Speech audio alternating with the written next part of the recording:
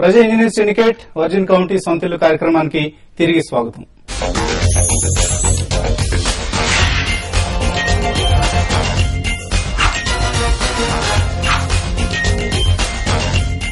ఏదైనా వాల్యూర్ ని గానీ ఈ లీగల్ ఒపీనియన్ ఇచ్చేవాళ్ళని కానీ మేనేజ్ చేసుకోవడం కుదురుతుంది. మార్కెట్ లో ఎంక్వైరీ చేస్తాము, చేసి దాని ఆ ఏరియాలో ఎంత ఉంది రేటు దాని ప్రకారమే నిర్ణయిస్తామండి. అప్పుడు 3 lakhs వరకు మేము 45% సస్టెనెన్స్ అమౌంట్ తీస్తామండి. 3 to 8 lakhs 40%, 45% సులభంగా ఉంటుంది. ఇంకా అడ్వాంటేజ్ ఎక్కువ లోన్ పొందే అవకాశం ఉంటుందండి యూనియన్ బ్యాంక్ ద్వారా. నార్మల్ గా ఏ బ్యాంక్ కి వెళ్లాలనేది మనం అక్కడ 10.25% ఉంది, ఇక్కడ 10% ఉంది కాబట్టి 10% వాళ్ళ దగ్గరికి వెళ్దాం అనుకోవటం ఎంతవరకు కరెక్ట్? అది ఈ రోజు 10% ఉంటుందండి, ఫ్యూచర్ లో వాళ్ళు పెంచొచ్చు కదా, అది కూడా ఒకటి. ఇంకోటి ఏంటంటే హిడెన్ ఛార్జెస్ కూడా ఉంటాయండి తెలియకుండా. అయ్యే అట్లాంటివన్నీ మా దగ్గర ప్రాసెసింగ్ ఛార్జీలు ఏమీ ఉండవండి. ఎలా అర్థం చేసుకోవాలి మనం ఒక సంస్థని ఎంచుకునే ముందు? మీరు ఇందాక అన్నట్లుగా మీరు ఎలా అయితే బారోవర్ ప్రొఫైల్ చూస్తారో బారోవర్ కూడా లెండర్ ప్రొఫైల్ చూడాలి. సో లెండర్ ఎటువంటి లెండర్ ని మనం ఎంచుకోవాలి అన్న అంశాన్ని ఎలా నిర్ధారించుకోవాలి?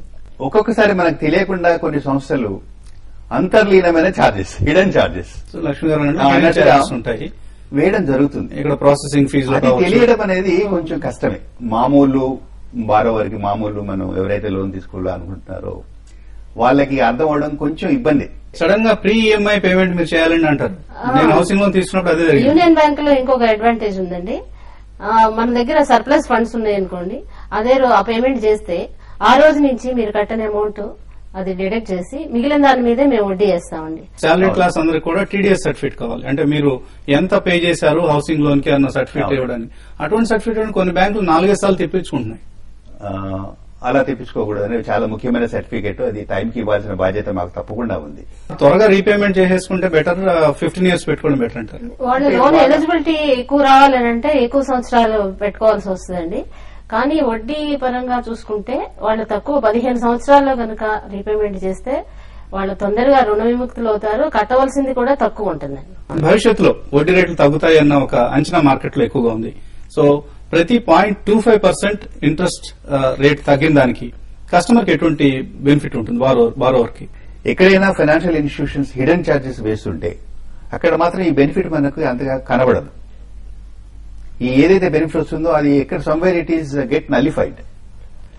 అదే మనకి ఈ పారదర్శకంగా ఉండే బ్యాంకులు by and large nationalised banks అనుకోనివ్వండి, తర్వాత ఎల్ఐసి అనుకోనివ్వండి, ఇట్లాంటి ఆర్థిక బ్యాంకులలో మనం తీసుకున్నప్పుడు అన్ని పారదర్శకంగా ఉంటాయి. స్టేట్మెంట్ అనేది ఇచ్చేస్తాము, దాంట్లో ఎందుకు మీరు వేశారని చెబుతాము, అందులో ఏమి మనము బారోవర్ దగ్గర దాచుకోవాల్సినవి హిడెన్ ఛార్జెస్ లాంటివి ఏమి ఉండవు.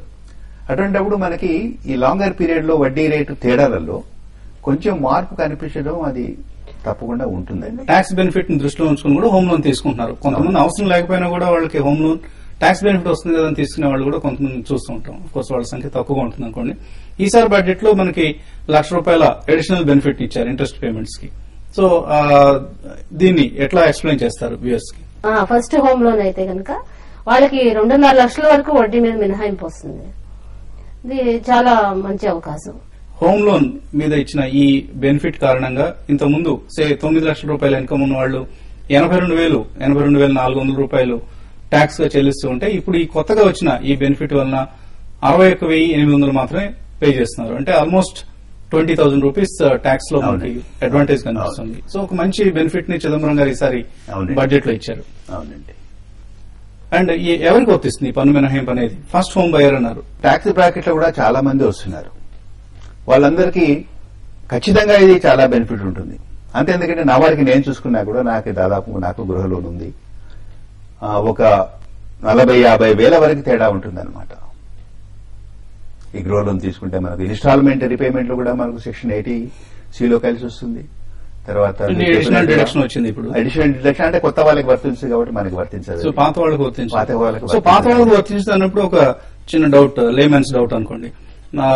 ఇంతకుముందు ఆల్రెడీ లోన్ ఉంది, సో దాన్ని క్లియర్ చేసేసి ఫస్ట్ హోమ్ కోసం, ఇది ఫస్ట్ హోమే, సో దాన్ని క్లియర్ చేసేసి ఈ నెక్స్ట్ ఫైనాన్షియల్ ఇయర్ లో హోమ్ లోన్ తీసుకుంటే దానికి బెనిఫిట్ వస్తుందా? నేను అనుకోవడం ఏంటంటే రాదండి. మరి ట్యాక్స్ కన్సల్టెంట్స్ మనం ఎక్స్పర్ట్స్ ని దాన్ని రిఫర్ చేయాల్సిన మ్యాటర్ ఇది. మాకేమనిపిస్తుంది అంటే March 31st, 2014 లోగా అన్నారు. సో కనీసం ఫిబ్రవరి నెక్స్ట్ ఇయర్ జనవరి లోపల అప్లై చేసుకుంటేనే మార్చికి లోన్ వస్తుంది. లేదండి, యూనియన్ బ్యాంక్ లో మేము 10 రోజుల్లో లోన్ ఏర్పాటు చేస్తాం. చాలా మంది ఆ విధంగా పొందిన కస్టమర్స్ ని మీరు కావాలంటే ఇంటర్వ్యూ చేయొచ్చు. టెస్టిమోనియల్స్ ఇప్పిస్తాం. ఓకే అండి. అండ్ ఎందుకని 25 లక్షల లోపు రుణాలకే దీన్ని వర్తింపజేస్తా ఉన్నారు? అలాగే 40 లక్షల రూపాయల ప్రాపర్టీ వాల్యూ కూడా ఒక లిమిటేషన్ ఇవ్వడం జరిగింది. హైదరాబాద్ లాంటి చోట 40 లక్షల రూపాయలకి ఎక్కడో దూరంగా వెళ్తే తప్ప రావడం లేదు ఫ్లాట్స్.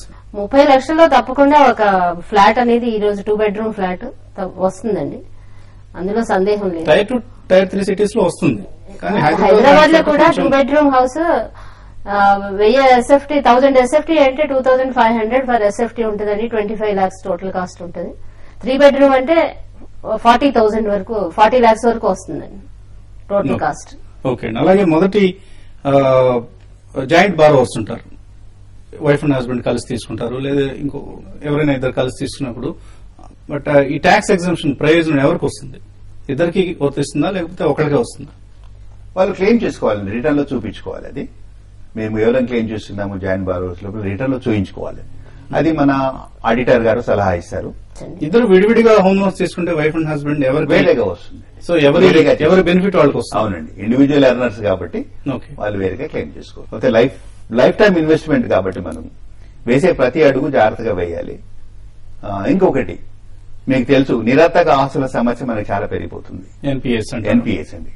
అయితే 90 రోజులు దాటిపోయిందంటే ఆ ప్రతి అసెట్, ప్రతి లోన్ నిరర్థకమైన అసెట్ గా ఎన్పిఏగా వచ్చే అవకాశం ఉంటుంది. ఆ ఎన్పిఏ వచ్చిన అవకాశం, ఎన్పిఏ మారగానే బ్యాంకుల మీద చాలా ఒత్తిడి ఉంటుంది అన్నమాట రిపేమెంట్ తీసుకోవడానికి. ఇంకొకటి కూడా మీకు తెలుసు, సర్ఫేసీ యాక్ట్ ఒకటి వచ్చేసింది రిపేమెంట్ లో. అది ఒక ప్రత్యేకమైన చట్టం. అది మనం పేపర్ లో ఎక్కువగా యాడ్స్ చూస్తాం, ప్రాపర్టీస్ ఆక్షన్ చూస్తున్నాం అండి.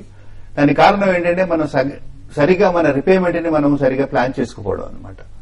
కష్టపడి ఇల్లు కట్టుకుని అప్పు తీసుకుని దాని వెనక ఎంతో ప్రయాసలకు వచ్చి ఎంతో శ్రమ కోర్చి దాన్ని కట్టుకున్న తర్వాత తీరా మనం ఆక్షన్ వరకు తీసుకోవడం అనేది చాలా దురదృష్టకరమైన విషయం.